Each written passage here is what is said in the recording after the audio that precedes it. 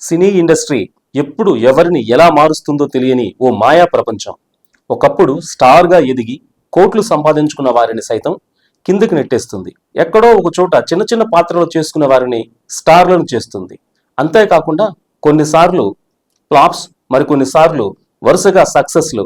ఇలా ఏ నటుడి జీవితం ఎలా ఉంటుందో ఎవ్వరూ చెప్పలేరు.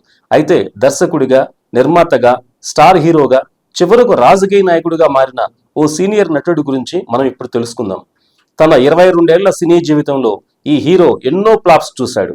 కానీ 60 ఏళ్ల వయసులో మాత్రం వరుస హిట్స్ తో ఫుల్ బిజీ అయిపోయి ఇండస్ట్రీనే షేక్ చేస్తున్నాడు. ఇంతకీ ఆ హీరో ఎవరనుకుంటున్నారు కదూ? సీనియర్ బాలీవుడ్ నటుడు సన్నీ డియోల్.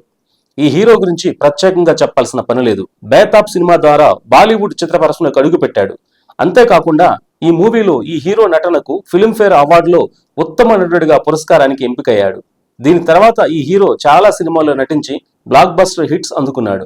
ముఖ్యంగా ఏక్ ప్రేమ్ కథ అంటూ సోలోగా తెరపైకి ఎంట్రీ ఇచ్చి ఈ మూవీతో సోలో బ్లాక్ బస్టర్ హిట్ తన ఖాతాలో వేసుకున్నారు. అయితే ఈ మూవీ తర్వాత సన్నీ డియోల్ సోలోగా చేసిన సినిమాలన్నీ బాక్సాఫీస్ వద్ద ఘోర పరాజయం అందుకున్నాయి. 22 ఏళ్లలో దాదాపు 30 ఫ్లాప్స్ అందుకున్నాడట ఈ హీరో.